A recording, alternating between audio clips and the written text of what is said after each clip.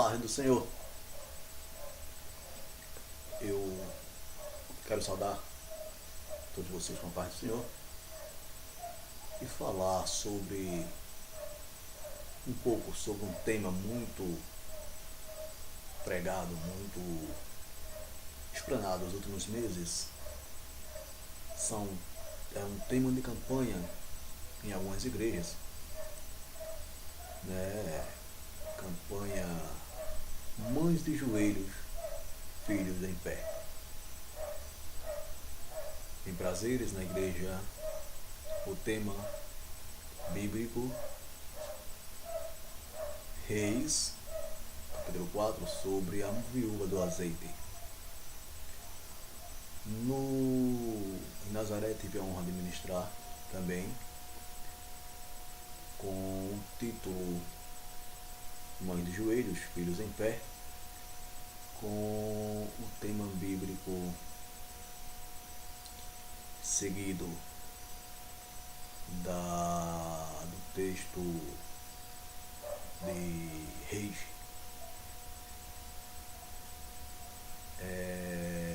Aqui em Carpina está tendo uma campanha gloriosa do meu pastor, o Elson, né?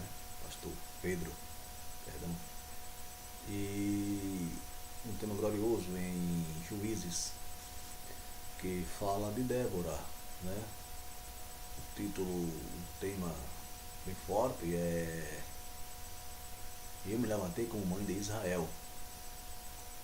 Eu também, achando interessante o tema, quis trazer uma reflexão sobre o assunto. E o que vem ao meu coração, Ana, né? 1 Samuel,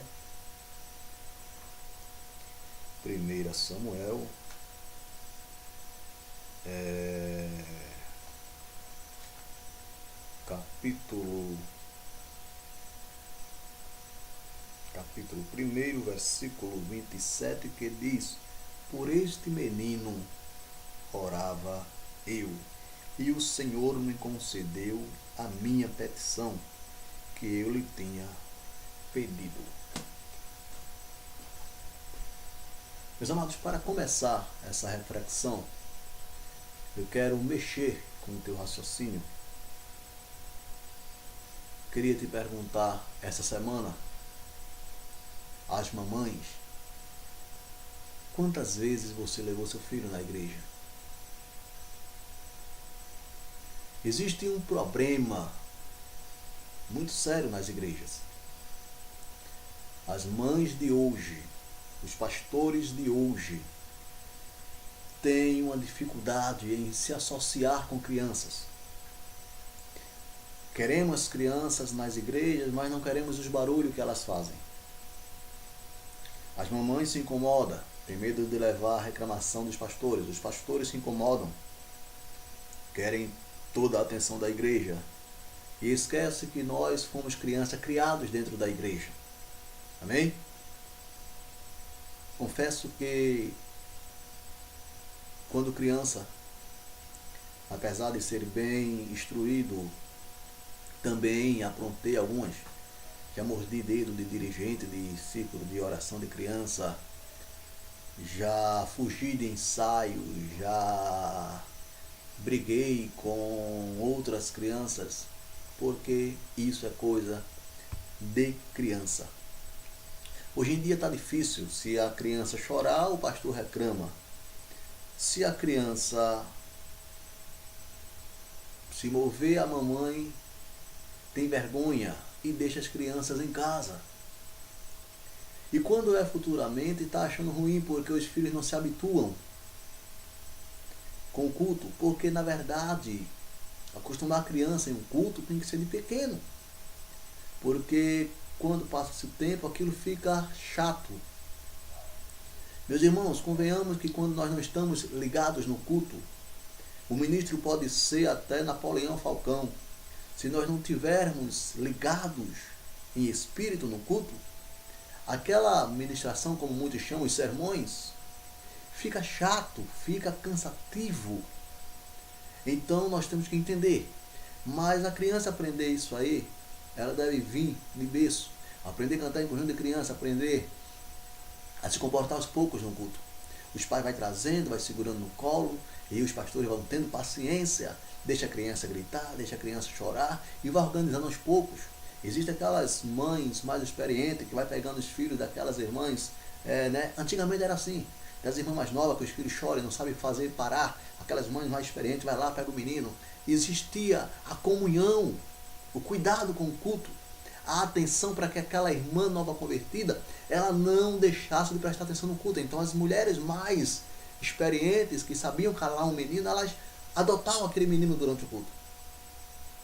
Quantas vezes eu chegava na igreja com 6, com 7 anos, e aquelas mães, aquelas pessoas mais bravas, com caras, me botavam do lado, senta aqui, não vai sair, e trazia atenção.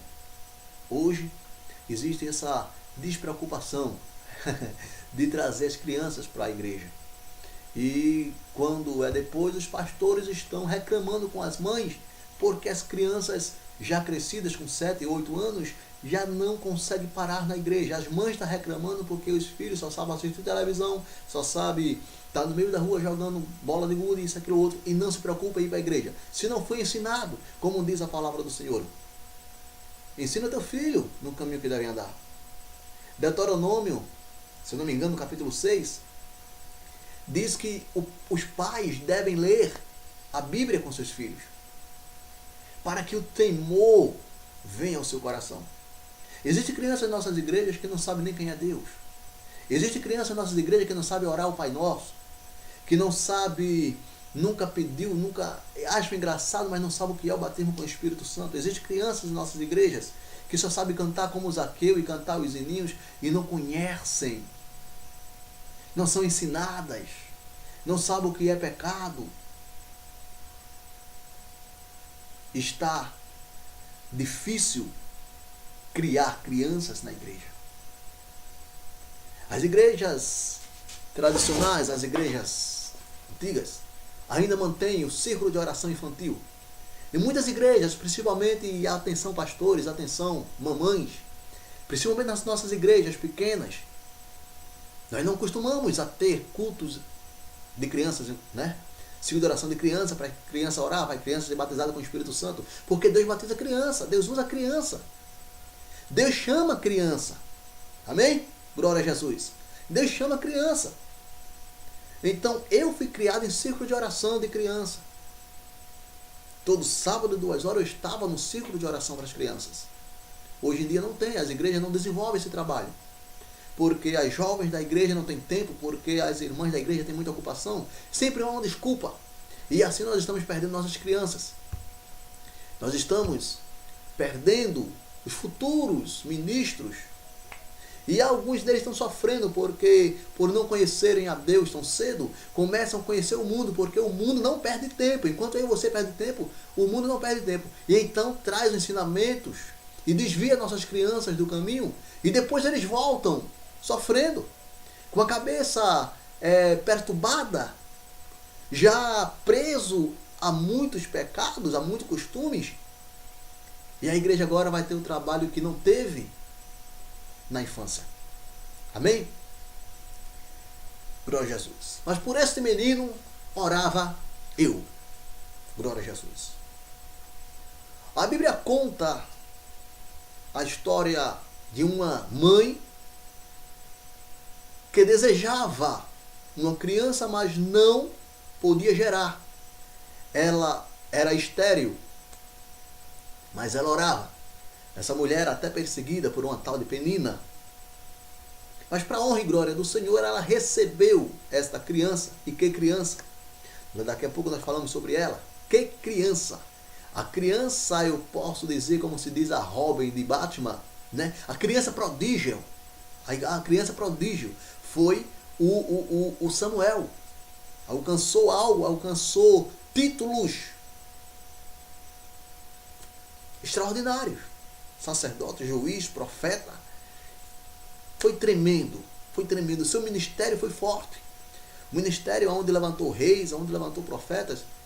Irmão, era Samuel. Falar de Samuel é falar de um ministério completo. É falar de Deus falando aos homens através de um grande profeta. Falar de Samuel é falar do professor Samuel. Amém? É extraordinário falar sobre Samuel, meus amados. Mas eu não poderia falar desse tema sem pôr os temas que foi usado nas igrejas. Eu quero me apegar um pouco mais a uma tal de sunamita. Sunem, vinda da cidade de Sunem. Talvez casada com um israelita. E essa mulher, certa vez, ela olhou para um profeta do Senhor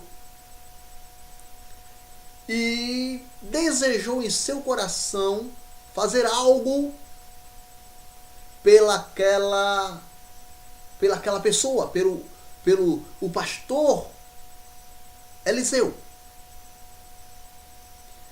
Meus amados, aí entra o mistério da bênção de um filho. Escuta. Aquela mulher também era estéril. Mas aquela mulher desejou fazer algo para Deus. Presta atenção você que deseja ter um filho abençoado, que deseja que Deus te abra o ventre, ou que Deus abra portas seculares. Escuta, temos que dar a Deus o melhor de nós. O que você está fazendo na